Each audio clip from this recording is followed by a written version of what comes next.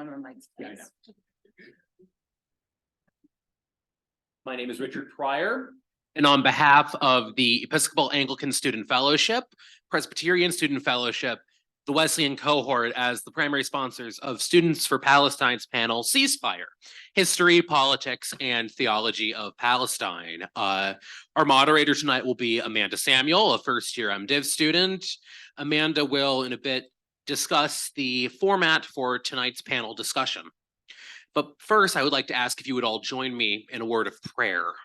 This prayer is adapted from A Litany for the Holy Land and is written by the Reverend Layla King, an Episcopal priest and Palestinian American currently in Austin, Texas. Let us pray. God of love, you created all people as one family and called us to live together in justice, harmony, and peace. Surround us with your love as we pray for peace and hope in the Holy Land. God of righteousness, who demands that our worldly governors take up their responsibility to protect those in their charge and uphold the dignity of all human beings, pour your wisdom into the leaders of this world, especially Benjamin Netanyahu, the leaders of Hamas, and Joe Biden. God of compassion, who even in the darkest times shows us your path. We give you thanks for all those who, in the face of crisis wrought by evildoers, work to help the helpless, hold out hope to the desolate, speak for the voiceless, and to bring understanding and knowledge to a world darkened by ignorance and hate. God of mercy, who binds up the wounds of those who suffer, bless the victims of the consequences of fear and hate in the last months and over the past 75 years of conflict in the Holy Land. Those injured and traumatized, those bereaved and grieving, those held as captives and prisoners, those who face deprivation and desperation because of systems of violence and oppression, so that they may move forward in this life, standing firm in your truth and avoiding the temptation of violence. God of life, whose faithfulness to us is never ending. We remember before you those who have died by the violence that has become shockingly routine in your Holy Land.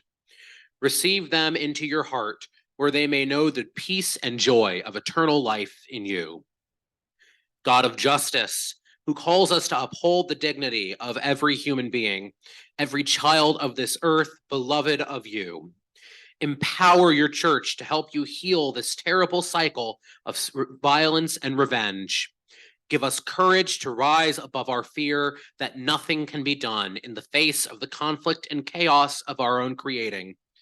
Grant us the conviction to advocate for change and to work for the establishment of your peace, your shalom, your salam in this broken world.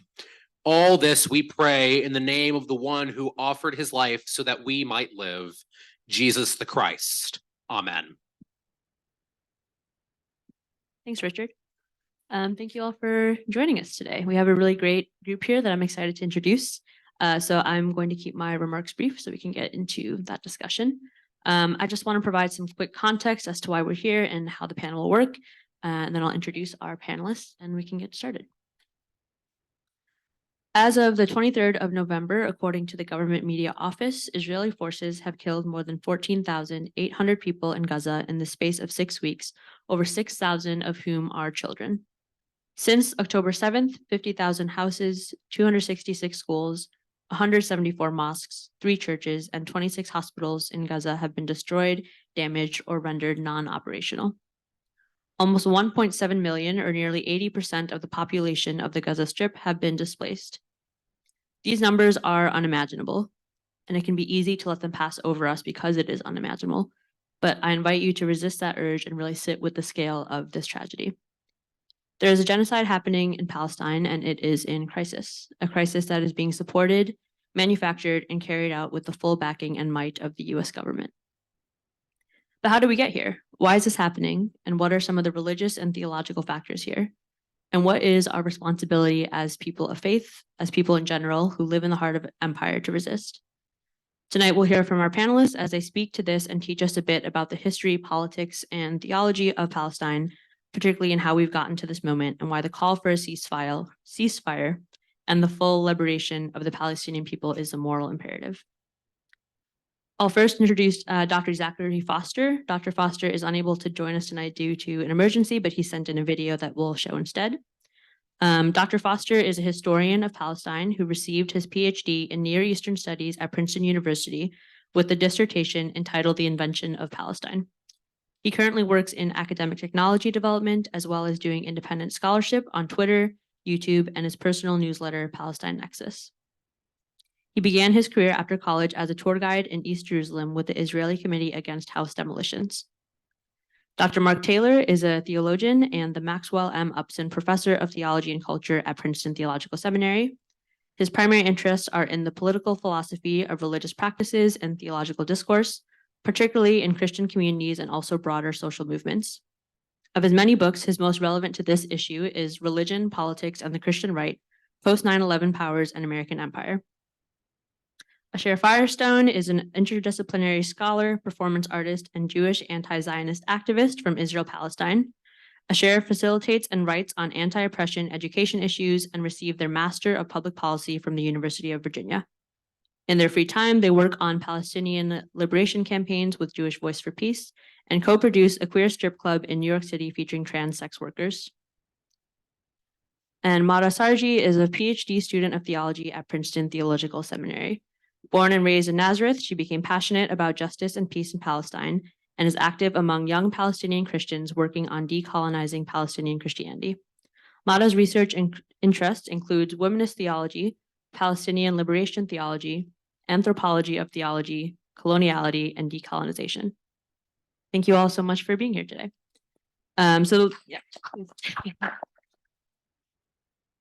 Okay, so I'll ask each of you an individual question to get started, and then you'll have about 10 minutes to speak.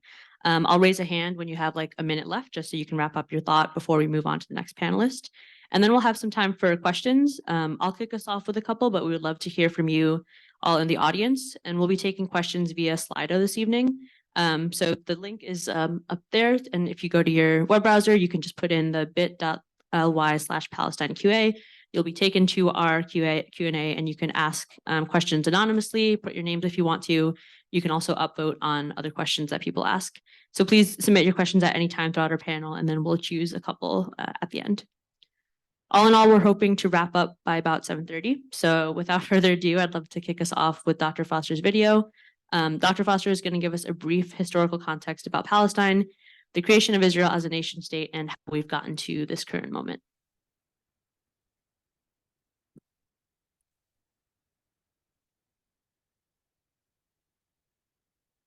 I'm just trying to make sure this screen share.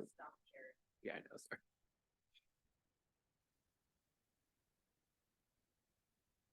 Thank you so much for having me. I apologize that I'm not able to be there with you in person or live, but I want to address two questions. The first is to provide a brief historical context about Palestine and the creation of Israel as a nation state. And the second is to help explain how we got to the current moment, that is October 7th and everything that has happened since then. So on the question of the historical context of Palestine, I think you can understand a lot about the history of the Palestine question from its origins in the late 19th century to 1948 if you understand how Zionists and how Palestinians responded to two questions. They're different questions. So the Zionists, as far as I can tell, most every major Zionist thinker and leader from the late 19th century to 1948 and even beyond that have asked themselves, how is it that we are going to establish a Jewish state in a land that is 60, 70, 80, 90% non-Jewish, in a land that is 60, 70, 80, 90% Palestinian Arab? Right? So Theodor Herzl asked himself this question, Achad Ha'am asked himself this question, Arthur Rupin, David Ben-Gurion, Moshe Shertok, Joseph Weitz, Jabotinsky, they all asked themselves the same question. And there was a spectrum of responses. And some Zionists believe that the Arabs would accept Jewish domination over them. They would accept living in a Jewish state owing to the ingenuity, owing to Zionist ingenuity and Zionist investment. I think some Zionists were a bit more sober and thought they're not going to accept Jewish domination. They have deep roots in the country. They have a strong national identity. And so they're going to resist.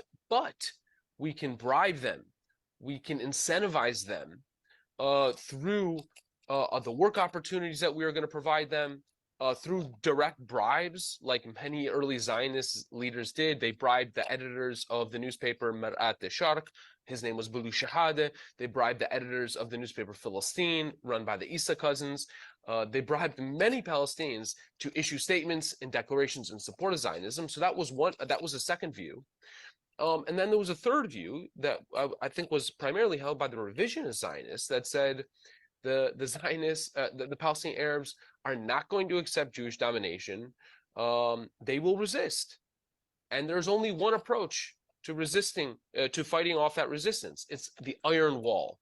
And that was an essay published in the 1920s by Ze'ev Jabotinsky that basically said the Palestinian Arabs consider themselves the native inhabitants of the land, and there's no world in which they would ever accept foreign domination. They would never accept being subjugated in their own native land. And then, of course, we all know what happened in 1948.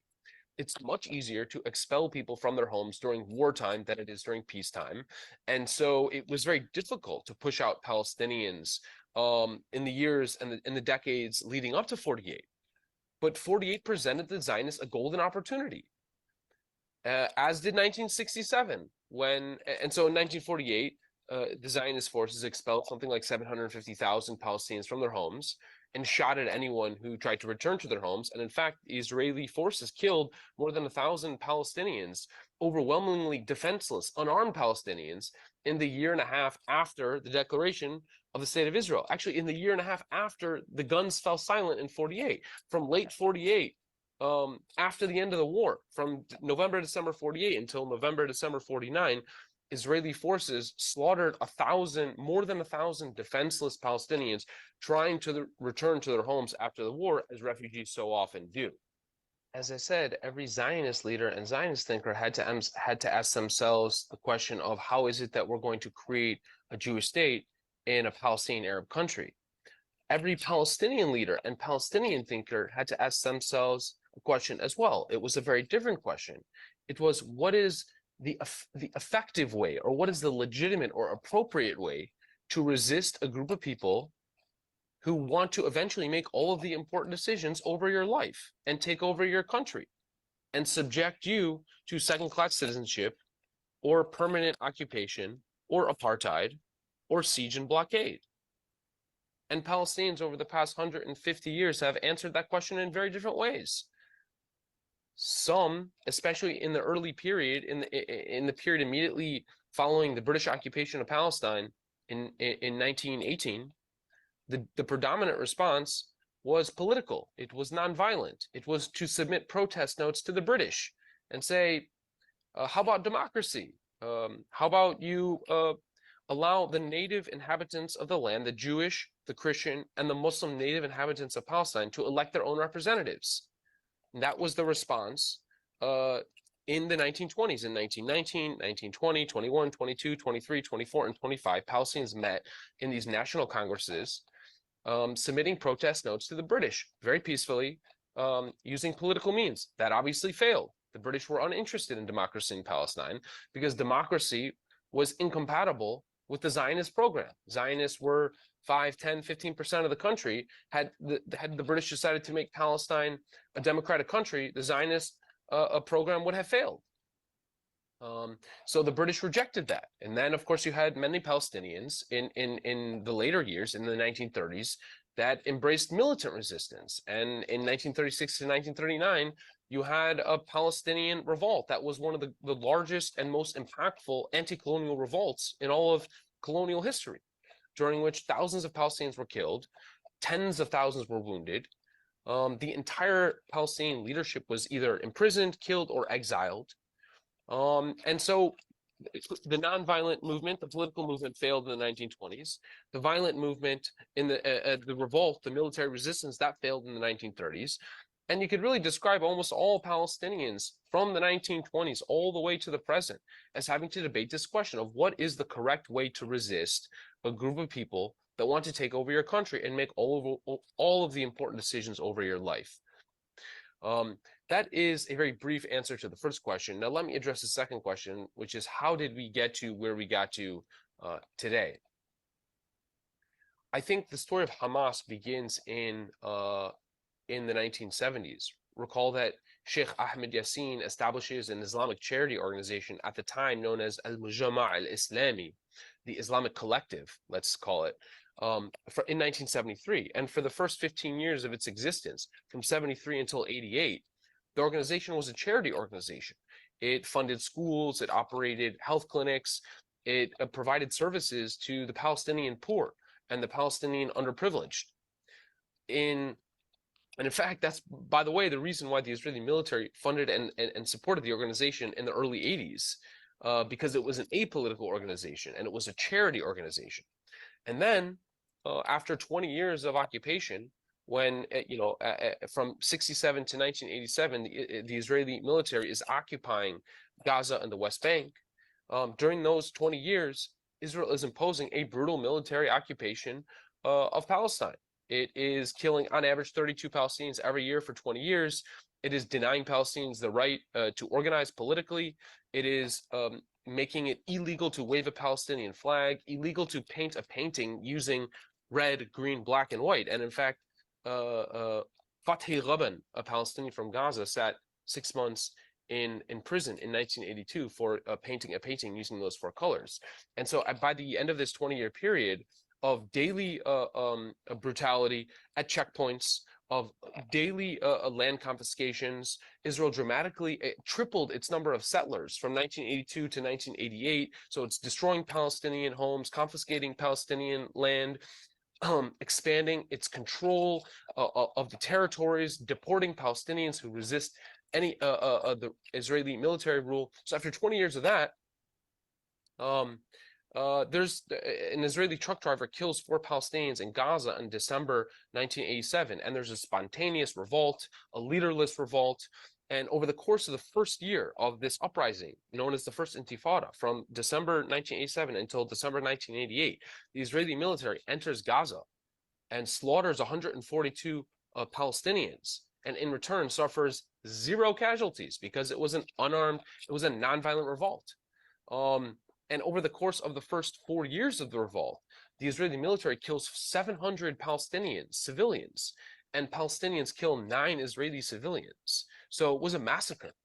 And it was that violence, that brutal Israeli violence, that radicalized Hamas from a charity organization to a militant organization. And so Hamas in late 1988 declares its goal of establishing an Islamic State in all of Palestine. And then it commits its first attack on an Israeli military target in 1989. It commits its first attack on an Israeli civilian target in 1990. But even up until 1994, I've been only able to identify 2 attacks on Israeli civilians. It's primarily targeting Israeli military targets even up until 1994. It's only after Baruch Goldstein enters the Ibrahimi Mosque in Hebron and slaughters 29 Palestinian worshippers during Ramadan that Hamas becomes totally radicalized and starts to commit all of these gruesome acts of violence in the following decade. Attacks on Israeli civilians, blowing up buses and cafes. And if we fast forward to 2006, in January, when Hamas wins free and fair elections, considered to be the most free and most fair and most democratic elections throughout the Middle East, including Israel, by the way. Hamas wins the election. The United States and Fatah basically try and commit a coup against Hamas. And Hamas fights back and takes over Gaza in June 2007. And from that point forward, Israel imposes a land, air, and sea blockade on all 2 million people living in Gaza. It's collective punishment. It's inhumane. And the goal of the blockade was to punish the civilians. That was the stated goal. If you go back to Israeli military leaders' statements at the time, the goal of the blockade was to punish the people of Gaza for electing Hamas. This was a war crime. It was illegal. And by the way, if you recall back in 67, that was Israel's stated reason for invading Egypt in June 1967, was that Egypt's blockade of the Straits and preventing Israeli shipping from accessing the straits was a declaration of war. So Israel declared war on Gaza beginning in June 1967, an ongoing war that has been waged every single minute of every single day for the past 16 years. And so that's really the beginning of the story of how we got to October 7th, which is that there's been an ongoing war waged on the people of Gaza for 16 years. In addition, of course, to the 5 wars that Israel waged on Gaza in 2008-9, in 2012, in 2014, in 2020, in 2018-19, and in 2021, in which Israel slaughtered something like 3,500 innocent Palestinian civilians, in which it injured more than 20,000 Palestinian civilians in those 5 wars, in which in one day alone, on May 14th, 2018, when tens of thousands of Palestinian protesters marched peacefully towards the wall in a kind of Gandhian nonviolent movement, you had the Israeli military respond by slaughtering, by executing 60 unarmed defenseless Palestinians on a single day. The same day, by the way, that American President Donald Trump was sitting and his entourage had announced that Jerusalem would be the capital of Israel, recognized by the United States. Jerusalem, the city that Israel illegally occupied and annexed in the 1967 war. And I think that gives you a bit of a sense of how we got to October 7th. And with that, I will conclude my remarks and say, again, thank you so much for having me. And I apologize, I'm not able to be there in person with you.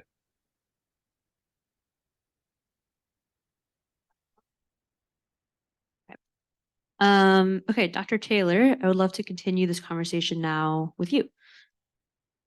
Okay, so you wrote an op-ed in October where you said, quote, "There's probably nothing more important for U.S. Christians to do today than to find principled, intelligent, and impassioned ways to register publicly a clear no to the ongoing U.S.-backed Israeli state genocide against Palestinians, and especially in Gaza. Could you tell us first why you think this is important for U.S. Christians in particular, and then some ways you think we can actually register that clear no?"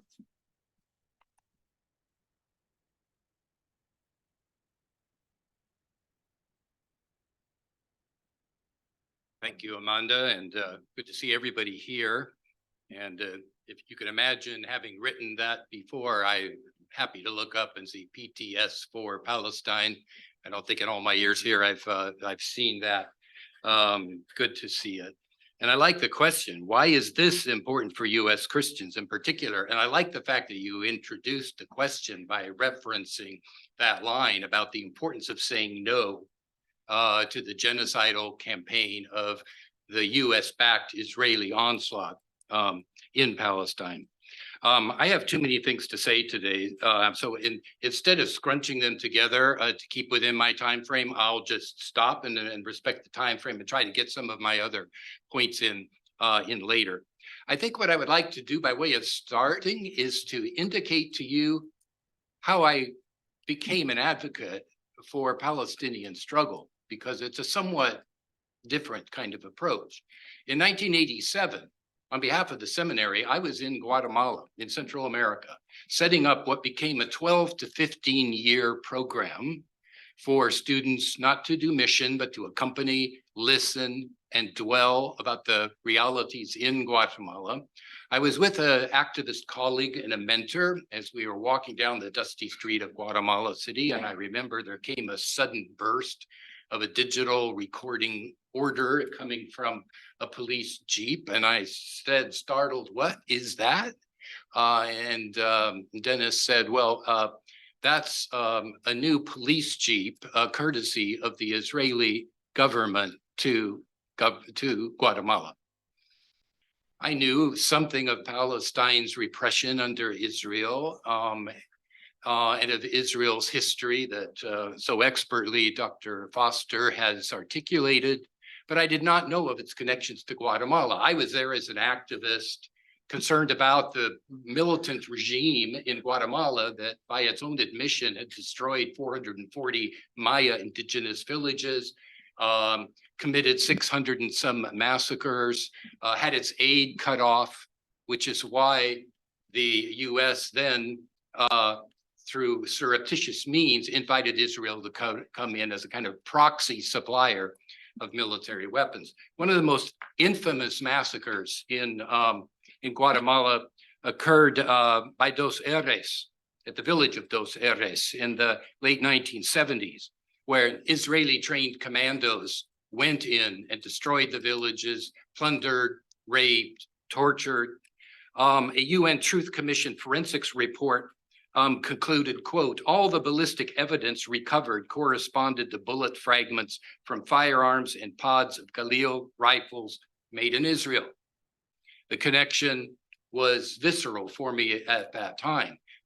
Why is the US partnering with Israel for genocide in Guatemala? Simply learning about the genocide and US support for the military junta, really 6 US-backed military regimes between 1960 and 1996 that participated in what collectively has been called the Guatemala genocide, or if you focus just on what happened to indigenous people, that's been called the Maya genocide.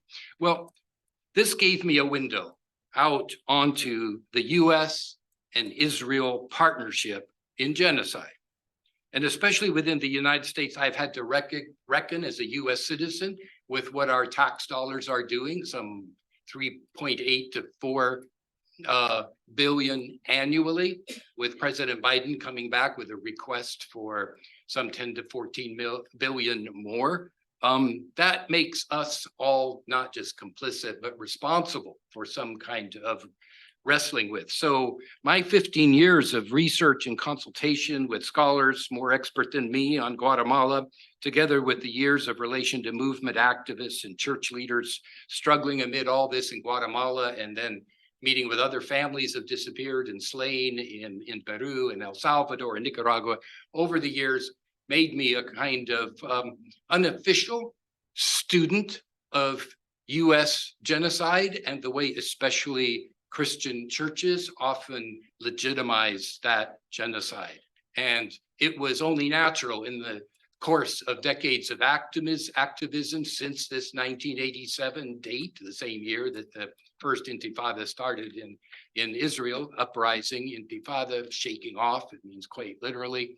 It was natural for me to, in the movements in the United States, to see, and this is important to know, the connection between indigenous struggles for liberation all across the global South, not just in Latin America, the connection between that and the US and Israel partnering in providing military weaponry. Jeff Halper, who's an Israeli anthropologist, has pointed out that no one can really rival the kind of military securitization that by technology, the US and Israel together can give to nations all over the world, and often some of the most ruthless of military governments. So that was my introduction. I say that because it therefore does not surprise me that what we have been seeing in the past 53 days since October 7 is again the partnership of the US and Israel in ethnic cleansing and in genocidal activity, which again has a long historical pedigree, especially since 1967. I'm not going to go into many things which you covered in your nice introduction in terms of what we're seeing today, or Dr. Foster covered in his address. I think I want to ask, why is it so rare for me to look up and see at a Christian institution PTS for Palestine? And I'd like to ask, and I do myself, why so few no's to all this? Why are you as Christians standing with Israel, as many a religious right church sign says out on its lawn? Or why are they plaintively sighing, as in the church houses of Christians, more liberal Christians, can't we all get along? They eschew the violence on all sides. They pray for everyone on all sides. But there's no to US-backed Israeli state genocide. To be sure, there's a fear of being charged with anti-Semitism in the churches, at least those who care about that kind of thing. But I think more is operating here than just that. And it's right to be vigilant about anti-Semitism. It's right to be vigilant about Islamophobia, but the specific critique of US-backed Israeli state genocide by US citizens, that's the question that I take myself to be asked about. So here's where we might begin some theological moves. And I was going to start my clock so I could see how much time I have. About 3 minutes. Okay, good. Let me just name some theological moves that might be made. I think there's a sense in which I think they ought to be made, but I want to make 2 clarifying comments first. I hope we can come at this not first as Christians, but as human beings watching a horror. Okay. I mean, that enrages us, that causes lament, and that then challenges us to find our co-humanity and belonging with all peoples, whatever their religions. Yes, I am a theologian and a Christian, and I deploy faith language, but there ought to be a language beneath that. And for me, there is a language, a sensibility of viscerality, which is operative here too. Secondly, before I talk about any Christian theological moves, I think we all do well to prepare ourselves for sensibilities and spiritualities in the pro-Palestinian movement that are going to surprise us and meet us as very impressive in themselves without us having to Christianize anything, okay? However much we may feel ourselves to be motivated by that. We will discover new Jewish spiritualities and sensibilities that we may not have sensed by participating with our sisters and brothers and all of those in the Jewish Voice for Peace, for example. New Muslim spiritualities that we did not know about. Also new Christian spiritualities that are completely coming at things from a different framework than our received theologies. And then there's spiritualities, I believe, very profound from our secular leaders and peoples of conscience that may surprise us as well. A minute left. Okay, I'm going to just share the first theological move and save the other ones for working into the conversation, okay? The first of 4 theological moves really is we need to expose and challenge the West's myth of sacrifice, what I would call a theology of sacrifice. What do I mean by this? I mean something that I think the Argentine philosopher Enrique Dussel summarized very well, and I've cited this too many times in my writings. He said once that the suffering of the conquered and colonized people is made to appear as a necessary sacrifice and the inevitable process of modernization. This logic, he says, has been applied from the conquest of the Americas until the Gulf War, and its victims are as diverse as indigenous American and Iraqi civilians. Now, he didn't mention here, but he should have and could have mentioned Palestinians. Indeed. This is why there is so much dehumanization, because of the need to maintain this myth. The dehumanization of, say, Palestinians as savage, as inhuman animals, as barbarians, or the dehumanization of people as vermin, so that they're no longer people. So that when they are sacrificed, it just seems like the normal order of things and not something to be lamented, not something to be enraged or accepted about. They have to be racialized and demonized often at the same time. But it's not just the foul-mouthed, brutalizing talkers that commit this.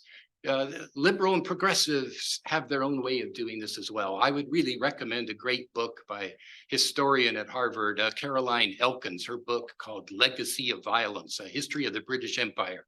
And she talks about how in both British and US imperial contexts, there thrived an ethos of liberal imperialism.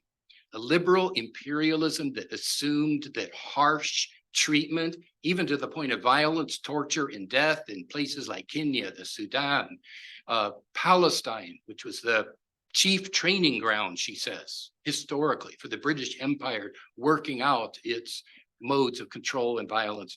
These are sites that become acceptably tolerated realms where the most unspeakable of things can happen. And even when you're called back to the UK, you somehow get off scot-free. And I'm going to finish by pointing out that her other concept, along with liberal imperialism, is legalized lawlessness.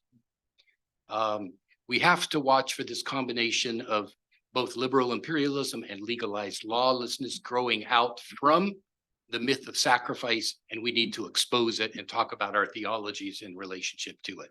I'll work my other points in relationship to that. Okay, thank you. Thank you so much. Yeah, I hope we have time to come back to your other three points there.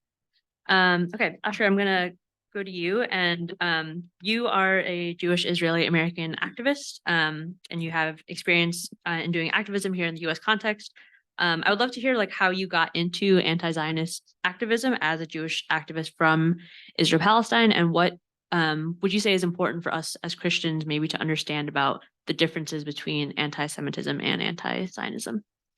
Absolutely. Thanks for having me. I'll actually start by trying to paint a picture that's a bit more specific that Dr. Foster began with about these kind of narratives of Zionism that these leaders constructed, but then how does that and how has that played out for Jews, which is what I can speak about. Being indoctrinated into Zionism is a very powerful machine. It's a very, very powerful narrative building movement that, precisely as Dr. Foster says, because there were, what did he call them, revisionist Zionists who knew that there would be an entire group of people who would not be willing to accept being subjugated. They needed to create something strong enough within Jewish communities and within the world that could be justified in order to justify this violence, in order to justify the 1948 Nakba, in which Palestinians were removed from their homes and slaughtered. And growing up in Israel, you know, that was my reality, was military reality, that I would grow up to be a soldier, that I would grow up to protect the people, my neighbors, my family from violent terrorists. And that's the expectation of every single Israeli citizen. And I moved to the States as a high schooler and spent a lot of time in the US. And quickly that started to fall apart. A lot of the Jewish institutions that I was a part of, they were still using this Zionist rhetoric that there was a land without a people for a people without land. And it's these types of statements that really, really created that stringent binary of even understanding what was happening in the place that I was born, in the place where I have family and friends. And that those types of narratives, not only being, you know, tools of colonialism and creating so much violence towards Palestinians, but really kind of disabled people from seeing what we were participating in the name of our own freedom, right? And there's so many, there's such a weaponization of Jewish pain used by Zionists that was harmful then and is harmful now. And, you know, on October 7th, when I have so many people who lost family and friends who are Israeli, the question that came to mind for me was, again, and this is in addition to the years, decades of violence wreaked against Palestinians, is how many Jewish deaths is it going to take until we see that this ethno-nation state project doesn't work? How many more Jewish states? And that for me, Jewish lives, sorry, how many more Jewish lives will it take? And that's including everyone who, again, if I hadn't moved to the States, would be me having to serve in the army.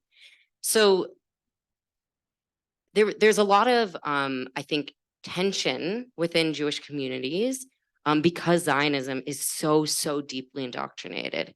There's tension between families. There's tension between, especially right now, I think, parents and their children who are out in the streets with their comrades getting arrested. I work with Jewish Voice for Peace, and we really believe that it is our role to put ourselves on the line because those are the values of Judaism.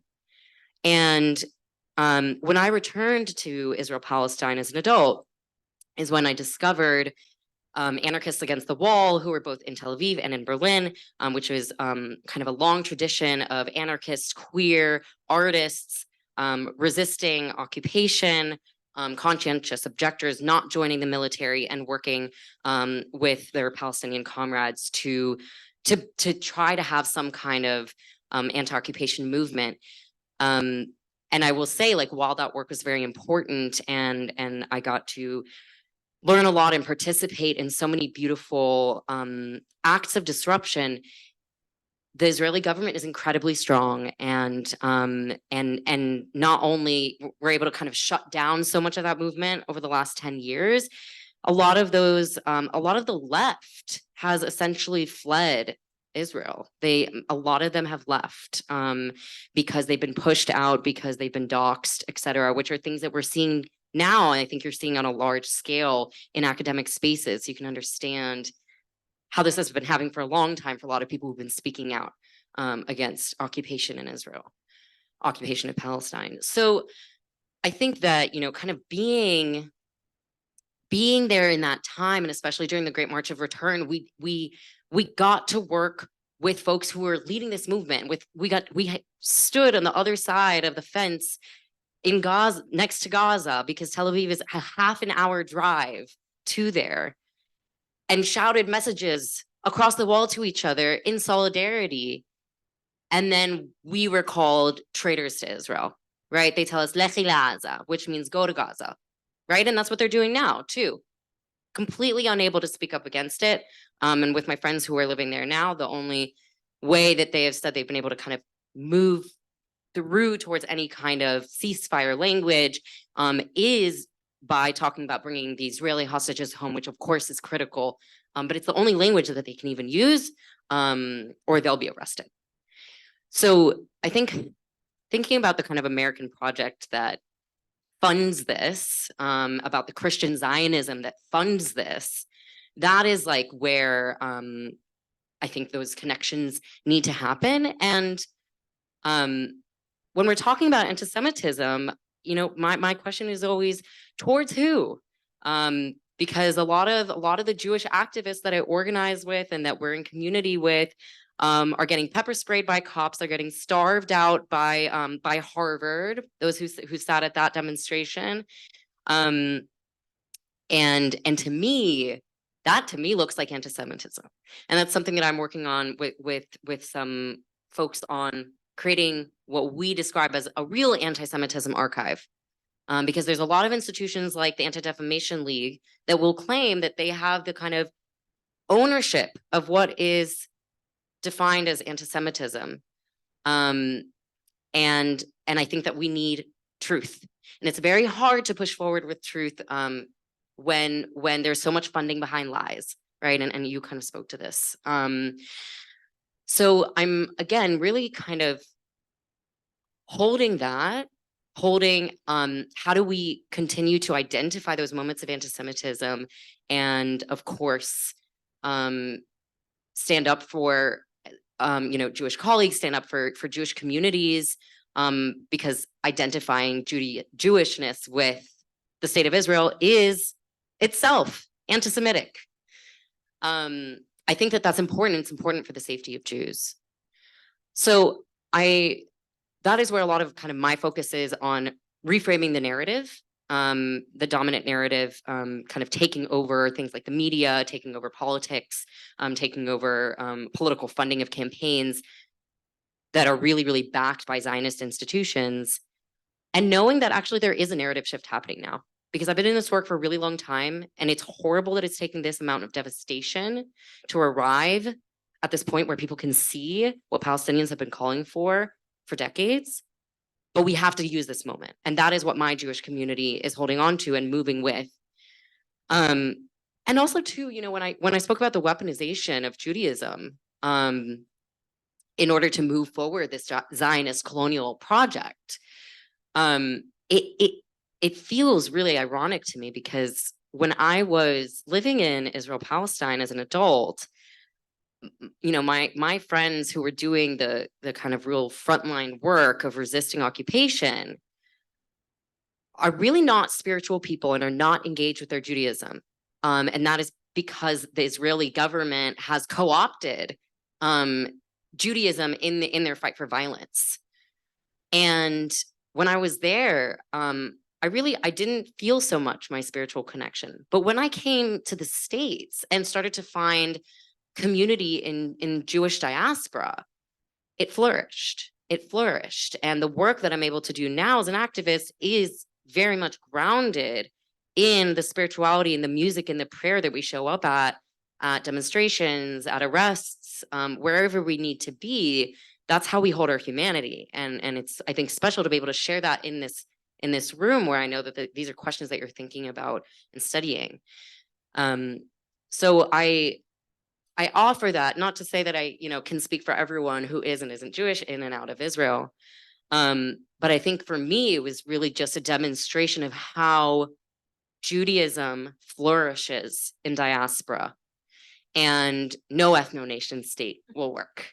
And I really try to hold people to that point, because of course there is a fear of Holocaust, there is a fear of genocide, and anti-Semitism will likely never go away. But I think that what October 7th showed us is that, yes, we have to hold the pain of two peoples, and also the racial dynamics that come into play about who we hold sympathy for in the media, whose lives, who that's being killed do we identify with. And I believe, especially as spiritual people, that we can hold both. I do believe that we can hold both pains. And there's also a really deep, violent historical context that has split many Mizrahi Israelis, so Israelis from Arab countries, away from their Palestinian cousins, and that was intentional. So I think, like, understanding the racial dynamics at play and how they've been co-opted is a really, really important part of this work. I encourage you to read about it. Elo Shohat, we were just talking about, is a really excellent resource. And really kind of in engaging in this work, thinking about, like you said, showing up in our humanity first, showing up as we watch people die and not forgetting, because it's very, very easy, I think, for people to get disenchanted. And we are experiencing a movement shift. And so we have to use that energy. We have to use that power, in whatever position of power we have to use it.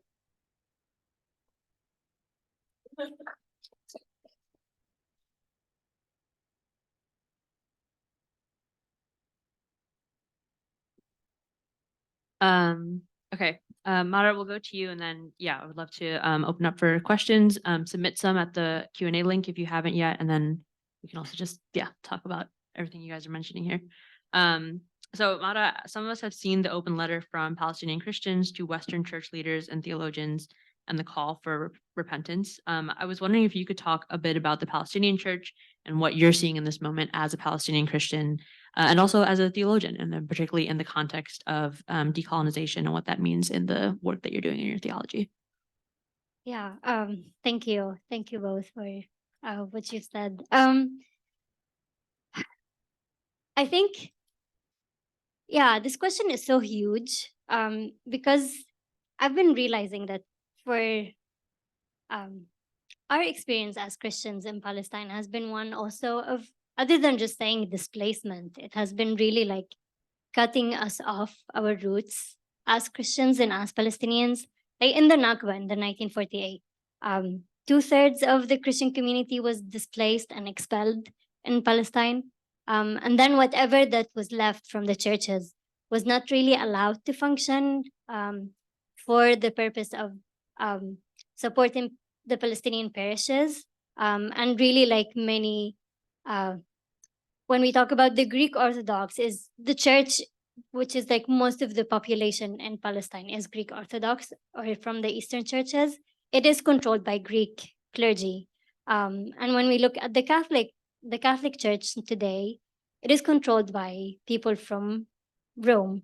And so like the churches today don't speak to Palestine. They don't speak about justice, although there has been a really flourishing movement of Palestinian liberation theology following the first Intifada and the second Intifada.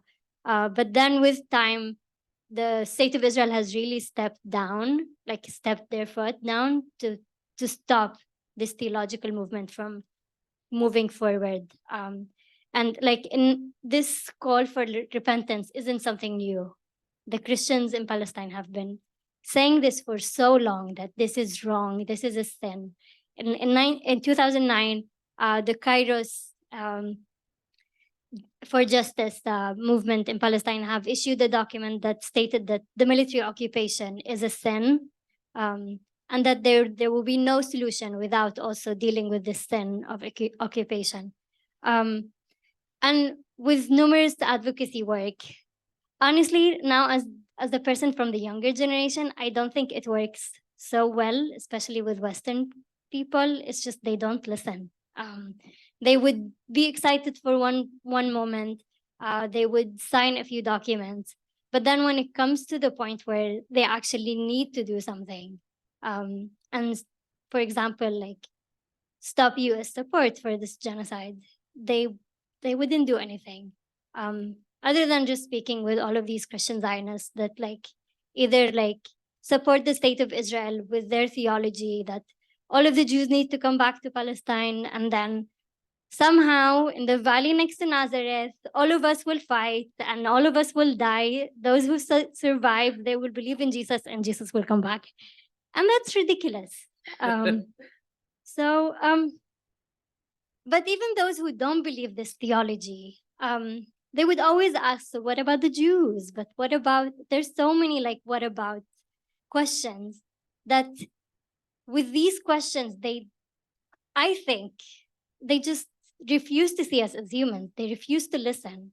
And I think that call for repentance is really one of repenting from keeping us invisible. We are invisible in the West.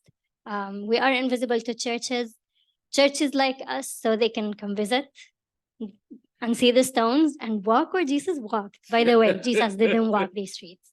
But really, like the more that I experience work with Christians from the West, I realize that like for the most part, Jewish life is more important to them than our lives as Christians. And really this question always comes back. So like, even when they bring up the Holocaust, but the Holocaust, therefore the Jews should have a home. The question comes up like, so what about us then? So if the state of Israel was the answer to the Jews, that God remembered the covenant and gave them a safe place, what about the church in Palestine? So does God prefer the Jews over the Christians? And remembering that, the Palestinian church is the descendant of the first church. So how does that work theologically? And I think for me, when we talk about decolonizing work, it's really also dealing with these questions, but also with having the courage to deal with Zionism, not Christian Zionism, dealing with Jewish Zionism in Palestine.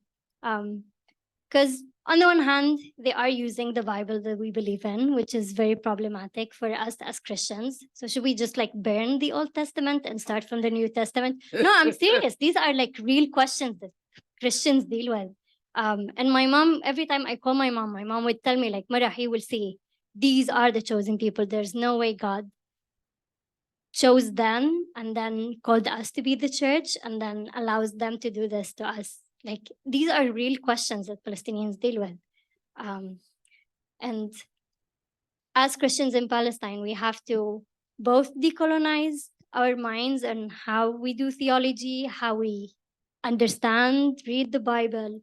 But also, a part of that decolonization is to also break away from this nationalistic binary of Israeli and Palestinian. By the way, I am Palestinian who has an Israeli citizenship, and I tell you also it doesn't work. And the way that we have to decolonize our minds is to also find these possibilities or options where we can sort of, I don't know how, I don't know how, but we can find a way that Palestinians can also identify as Jewish, and the Jews can also identify as Arabs, those who are Arabs who behave like us. And their grandparents still speak Arabic, but unfortunately they don't anymore. And if you think about it, like from the river to the sea, most of the population there is from Arabic descent. But the question is, will we still identify ourselves as Western, or do we want to keep this state project as Western or not? And can we even look for 1 second, just stop looking at Europe and the US and look in the region, because Israel has ruined the region.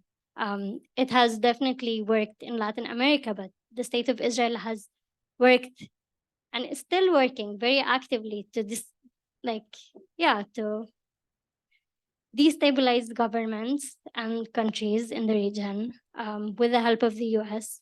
And it's important for us as Christians to see where the oil goes and where the natural gas goes. And it's not just a theological issue. Palestine is an economic issue. It is a theological issue. It is a human issue. And unfortunately, we know that the Israeli army practices on us. We know this. They practice on us and then sell the weapons to other countries. We know this. And as Christians, we have to be very clear that this is not acceptable. And I think whatever happened after the 7th of October, and I think especially for the Christians in Palestine, they realized that even the Christians are not safe from Israeli brutality, because they bombed the hospital, they bombed the church. I have people who some of their family members have been killed in Gaza, and they know that no, it doesn't matter. You're Christian, you're Muslim, you're Jews, you're whatever it is. You're not Jewish, you're not safe. And I think that was a very good wake-up call for Palestinian Christians specifically. So yeah, I think if I would think of like different routes, first we need to decolonize the church, be it both clergy, our theology, our commitments, because the church is a rich institution in Palestine, but it's not rich because it is rich. It's because of the Ottoman Empire, and then Christians not wanting to pay taxes for their lands, wrote their lands in the name of the church to get tax exemptions, but now the lands are in the name of the church, and they're selling them to Israeli settlers. Another way to do that is to sit down from the pedestal. I know we like to talk to the West so much, but I think our generation, we should stop. It hasn't been working. People don't want to listen to us. It will make them very uncomfortable because they like to keep this like Judeo-Christian discourse, which is, if you just like read the history of Europe, and like they've literally moved the Jewish question to Palestine and created this like Muslim question as well. And we've like the Christians, we've been stuck in between, and we bought into like, oh, we're Christian, we're like the West, but we're not. Yeah, I think other points I will keep for our conversation later, but yeah, it's difficult to be Christian in Palestine. We're like a very, very, very small minority. I know almost everyone, and they're leaving. They're also leaving because there's no work opportunities for Palestinians. There's no future. And we're not wanted there as well. Like the Christians that are wanted in Palestine are the Americans, and are the ones who pay money for settlements to be built. It's not the Christians who actually use the faith to say no to injustice. So, yeah. Thank you. Thank you all so much. I feel like I could listen to you all teach for a long time. I feel like there were some common themes that you all talked about in terms of one big one was just telling the truth. There's so much of this that is wrapped up in lies and propaganda and myths. You mentioned the myth of sacrifice. Asher, when you were talking, I was thinking a bit about like the myth of innocence and who is called innocent and what that means and how we use innocence to justify certain actions. I wanted to ask a question about what, like, I think something that Dr. Taylor, you mentioned is this idea of like what we can do sometimes is this, we call for peace, we call for prayer, we call for both sides experiencing violence, but what does like a true and just peace look like? And do you think that's possible actually in Israel-Palestine? What would that mean for Israelis, for Palestinian people? And what does it mean when we like pray and hope for that peace? Like what does that really mean and how might that like happen? That's a really huge question. I don't expect you to answer all of that, but would love to hear your thoughts on what that would look like.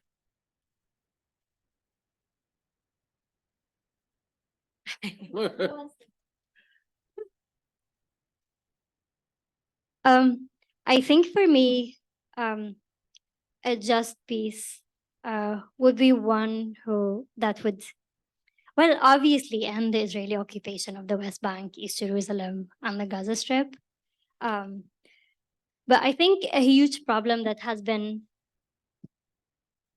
neglected on purpose is the refugee problem.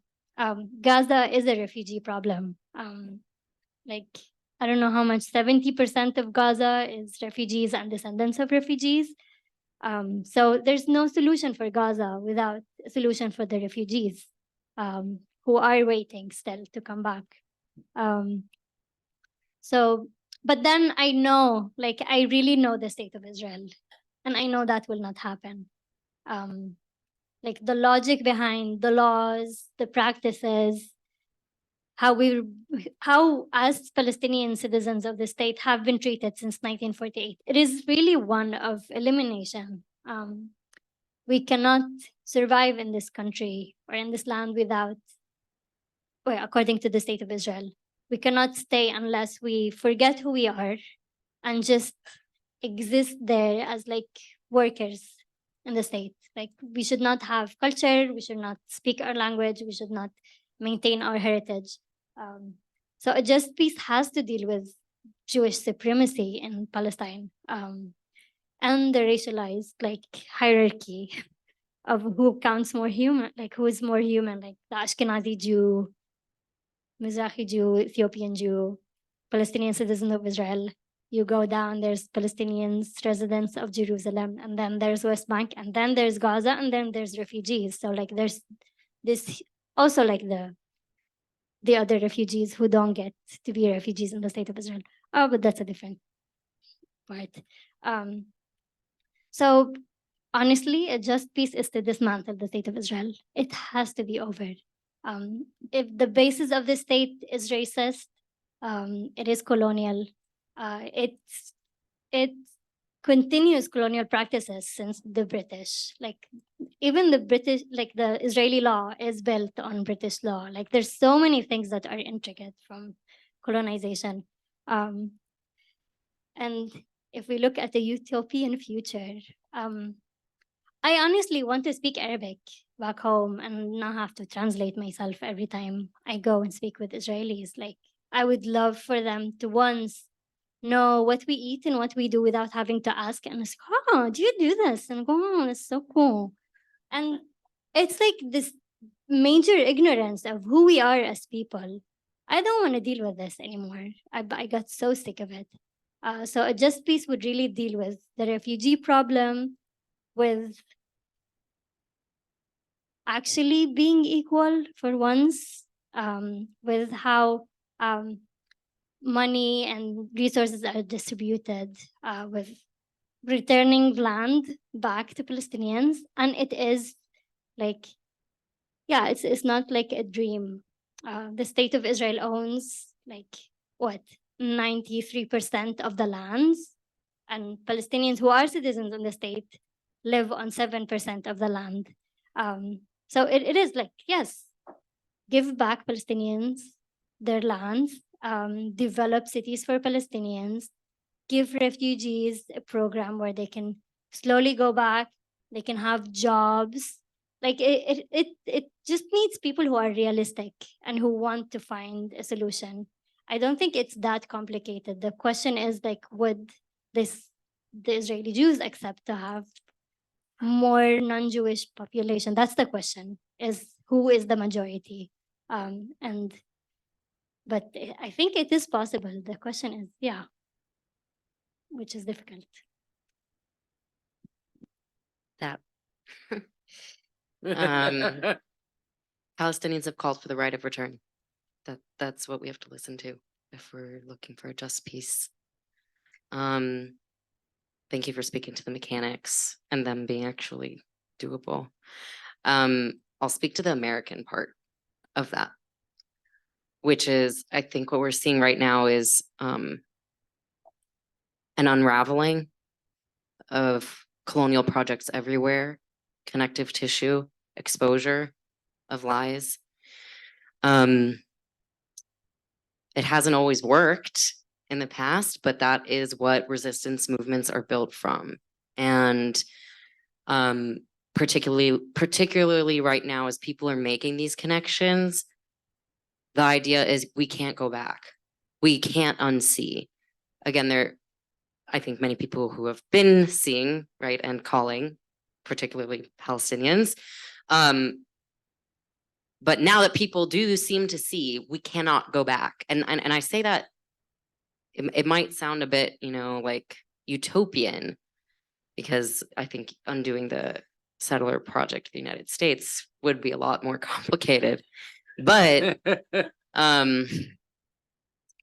I think that the idea is there of what we will or won't let repeat itself is important. And when we're talking about peace, unfortunately, again, these ideas, these logics behind Zionism and also colonialism are so embedded that it's quite hard to see and name. And I think that people get confused or scared to speak out, rightfully so, because I know that people do get deplatformed, particularly in academic institutions. But I think that is actually the brave piece that is frankly incomparable to the violence the Palestinians are experiencing, to how many people have died in Gaza. It's just incomparable. So to me, like when there are these questions of like, what about my career? What about my this? What resources do I hold on to? As a spiritual person, that doesn't sit with me. And I think that is what people need to start getting into their minds. We live in a capitalist world, and so it's going to require letting go of resources, of access, and hopefully finding in its space, an ability to live with ourselves when we witness such atrocity. But I really, really do believe that people are waking up. And collective power I can't explain it to you. I can't explain how big of a shift is happening. Zionism is deeply, deeply rooted and very, very well funded. Every politician in this country is so deeply funded by Zionist institutions. So the fact that there is even a narrative shift, even someone on the media who is acknowledging what is going on in Gaza and actually identifying how the media is obstructing it, these are huge moments. I do believe peace is being pulled from that because people's humanity is being woken up. Just very briefly, I've been interested in Miko Peled speaking around the U.S. Did he lose a daughter or a sister to a Palestinian suicide attack?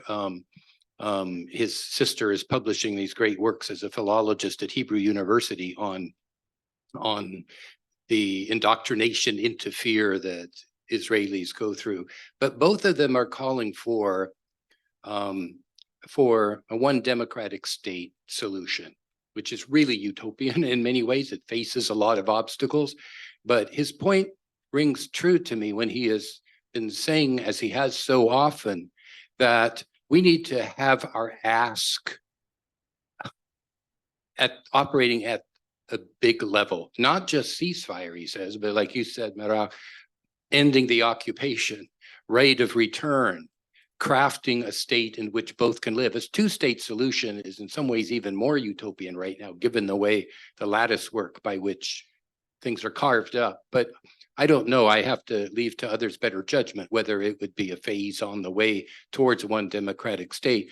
Google, or there's a website, they have a one state solution, onestatecampaign.org. It's the way to get into their 10-point plan, and there's frequently asked questions that they deal with. The other thing I want to say is, yes, back to being in the USA here. This is a settler colonial project, yes, with roots in Europe and sustained by the United States. Its imperial power, its power to commandeer the destruction we're seeing lies with US power in the military backing and partnership that is in place here. An issue of this magnitude has to be addressed by going at US power and maybe questioning the settler colonial legacy of the United States as well, and talking about modes of land transformation and reform for our indigenous peoples too, our in the sense of those dominated by US hegemonic power today. Another American Jew, now has lived for about 16 years in Eastern Jerusalem, I believe. He's written a book called Force is the Only Language They Understand. And people saw the title and he said they thought he was writing about Arabs or Muslims, but no, he was writing about the Israeli state powers and their regime. And he does a history of how any slight change for the better, whenever it has taken place, it's because a president, like in one case, Jimmy Carter, threatened to cut off military aid. That threat is hardly ever made. It's certainly not being made by Biden. Our role, our job is to organize and campaign in such a way so that force is applied by our government and applied on our government. And that's an organizer's challenge at great magnitude. But you're right, the shift today that's available for mobilizing public opinion is remarkable. I mean, I started to see little pockets of Palestinian organizing in the 90s and since, but I've never seen a jump like we're seeing this time. In fact, it's the terrible price being paid by Gazans are powering it perhaps, but there's also been other kinds of organizing over the years. It's crucial. Yeah. Stop. Oh, that's good. One of our, you're answering some of the questions that people have submitted. Some folks asked about what would happen to enable a one-state solution. What role might Americans play in that? And then someone asked about like concrete actions that we could take as U.S. citizens about U.S. government financial aid and political support. So could you talk maybe about some, like what would it look like to get involved in those organizing actions, maybe the BDS movement, or things that we could do to put pressure on our government? Absolutely. So, I mean, speaking kind of like with like activist hat on, Jewish Voice for Peace, a lot of this is connections. A lot of this is who do you know who has influence, and now is the time to call in that card. And it is those shifts that happen in relationship with conversations with people that we see that happen. So I think it can be very easy to feel hopeless. I know I have this entire time and have called on my faith in order to remember why I'm here and what I'm doing. But I think that there are really useful conversations that can be had with the people in our own lives. Zionist indoctrination has affected and has roots everywhere, not just in Jewish spaces, in many spaces, right? We know representatives won't even call for a ceasefire, right? Which is the bare minimum.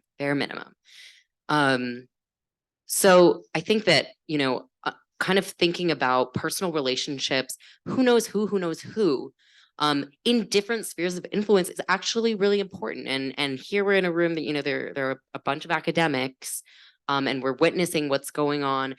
at Columbia, what's going on, what you just told me about Penn, you know, things being canceled, people being doxxed, people being deplatformed. If you don't know what happened in Columbia, they canceled the Edward Said panel, where Edward Said was a scholar. So it's easy to do that. And it's all tied to money, right? And it's all tied to what institutions are going to be funded. So I think that starting with your own sphere of influence is really important. And using your own power and your own resources and your own networks is really important, because we can't do it all. We don't know everyone. I think it's like, you know, yes, of course, keep showing up to protests, keep sharing, you know, share, you know, the media that is being hidden, you know, share folks from Gaza who are risking their lives to tell us their stories every single day. I think you know these things. I think that what is more tactical and difficult and will take concentration, people power, and organizing is figuring out what relationships are we willing to breach in order to break down the norm. Who is it that we want a statement from? What does their statement from such a revered institution say to other revered institutions who dictate a lot of the narrative and the discourse in these areas? So I do kind of empower you to think about your own world, your own bubble, because I know we all know folks around us who are invested in bringing justice, right? And even if they think it's too hard or it's too much or it's too risky to say something about Palestine, now is the moment. Now is the time to use all the cards. When I keep talking about the narrative shift, it's because we cannot let any more people in Gaza die. It's only going to get worse, and it's going to be horrible as soon as this pause is over. So the gravity, we just can't lose. We can't lose the gravity. Thank you. I want to bring a point of like something practical we can do at PTS. That I know some of you don't think that's like it's that important, but in the statement that some of us wrote, we're asking for like at least an audit or like looking into what theology the seminary is responsible for. And I mean it, like Charles Hodge was someone who believed that Jews should come back to Palestine in order for the second coming to happen. And in other spheres of life, like especially I know like at PTS, we like to speak so much about queer people, but like we talk so much about the patriarchy and theology, and we see how damaging that is. But how is it fine for us to just ignore how damaging Charles Hodge's theology is?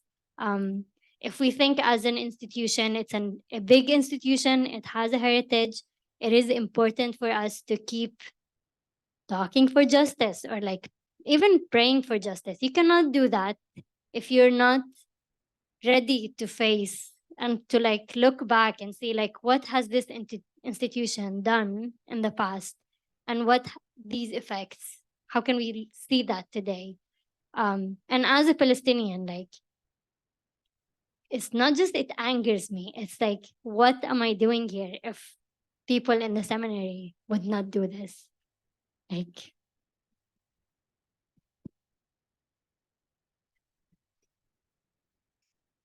I think one possible action is, and to take action very seriously as acting up in a way that uses creativity, that enables us to link our site to what's happening elsewhere. You know, we're all brainstorming, I suppose. The thought, perhaps you all have thought of this. Why not a die-in once a week on the steps of the chapel? Bring our Palestinian flags also. People will be very angry. They will be. But it's the kind of anger that's mobilizing, and it would invite support from others in a movement like we haven't seen. Creativity and gathering around creativity like that in the context of an antagonism that's foregrounded. That's one transformational dynamic. You know, I'm not saying you have to take this idea, but something like that. I look out of my office and I see the steps and I want to just grab my Palestinian flag and go lie down on it when everybody comes out of chapel. I mean, how do we go about worship and business as usual with this going down? How does it? I mean, yeah. This would be a good time to say that we do have a die-in planned on Thursday. We would love to see all of you there. You can find more information at the link tree up there, but yeah, I think Marah, what you brought up is like this, and actually I'll share about like our sphere of influence is this institution.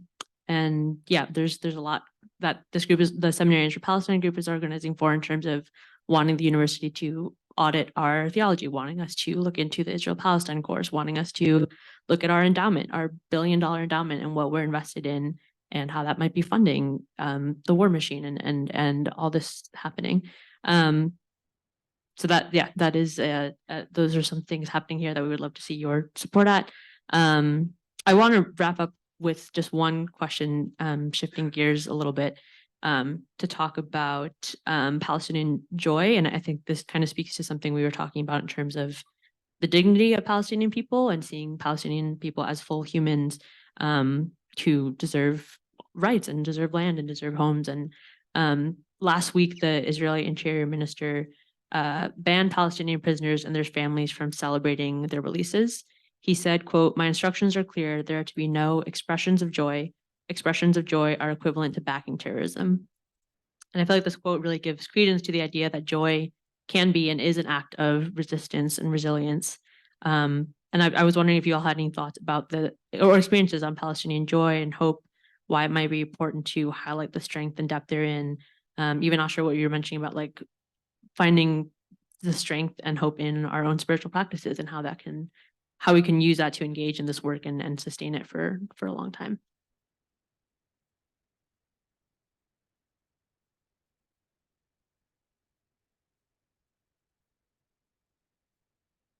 I think I can't expect any kind of joy from people who are being genocided. And if and when they do, it's beautiful to see. I think that other point that you're making at the end there about using our own faith is not just kind of an internal practice, but also very much pushes against the division that is so beneficial to Jewish supremacy in Israel and colonialism everywhere, pitting Muslims and Jews against each other. So I think that I'm not quite sure where the role of Christianity fits in. That's your role. But I think that what I have learned about kind of the joy found in spiritual practice across Jewish and Muslim communities that I've been in has been that there is so much to share and so much to believe in and hope and pray for, and doing that together does feel really strong. At least for me, when I'm praying to God, that it feels stronger in numbers, when I can pray in handcuffs, when I can pray at a protest. That is where it happens. And I think prayer in action is critical, and is what will sustain us in the movement. I've been reflecting on a similar question. I've been asked to write a piece about Advent with the backdrop of the genocide in Gaza. And I think what I'm realizing is that there's no way we can read the Christmas story without looking at the suffering in Gaza. We've been ignoring people in Gaza since the beginning of the blockade. We don't see them. And like, I have a friend on Instagram who's from Gaza, and he keeps saying that you don't see us. even when we share stories, even when we call for a ceasefire, we don't see what happens in Gaza. We don't recognize them as fully human. Even with our awkward interactions, they feel that we don't know who they are. And I think like the Christmas story really shows us that God saw Mary and God saw the people. He saw us as humans, and his reaction was one of love, and one of love that sacrifices. And there's no way we can read the Christmas story and be happy this year. We have to remember that it is these people who are in Gaza, who are sacrificing their lives to save their kids. It's them who are dying, but they are the ones who know very well what Mary proclaimed to Elizabeth. It is that God will turn down the throne. He will turn down all of these people who are in power, and he will raise up the humble. And I think what has been so like, when I speak to other Palestinian Christians, what we have been seeing is that how strong the faith of people in Gaza has been. Meanwhile, all of us Christians are like, where is God in all of this? And when we look at people in Gaza, especially the Muslims, you see, you're like perplexed how strong their faith is, where they can sense God, where they can know that God is present. And when they bring someone out of the rubble, they say, Alhamdulillah. Praise God. And I think for us, that's the story of Christmas. It's not the tree, it's not the gifts, it's not the hot chocolate. It is that.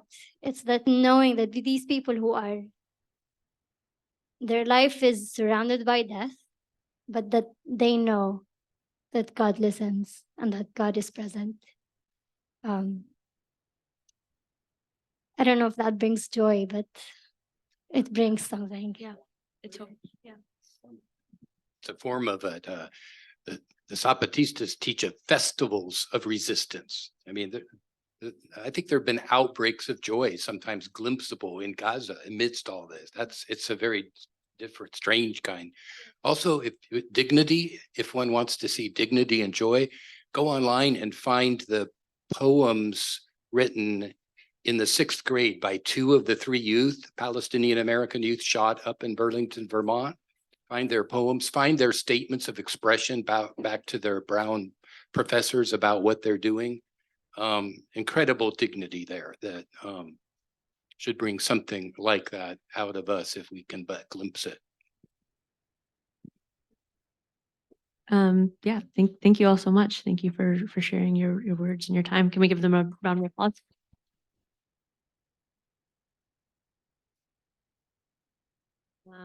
Yeah, okay, a couple quick announcements, and as we close, like I mentioned, we have a protest and demonstration coming up on Thursday in front of the chapel at 11:20 a.m. Please show up in all black. We'll have signs there. We're doing a sign making party on Wednesday, tomorrow, at the 3rd floor lounge at 101 CRW if you want to show up there as well. Garden side, yes, thank you. This information about like this event, other stuff happening with Seminarians for Palestine can be found at the QR code at the link tree. Yeah, it has our student statement there. If you'd like to check it out, if you haven't signed it, please sign it. Yeah, I think that's all we have. Oh, sure. Follow us on Instagram, Seminarians for Pals, to stay up to date with everything that's going on. And then, yeah, to end our time, we'd love to encourage you to have a conversation with a few folks around you here. Maybe talk about something that stood out to you at this panel. Any questions you have, maybe an action or two that you'll take coming from here. And yeah, I think that's it. Thank you again. 11:20 a.m. on the chapel steps. We're all black. We're all black. Amanda. Yes. We're all black. For the, okay. Yeah. Huh? Yes. I told Mark. I didn't know there was an action on your topic. Exactly what you said.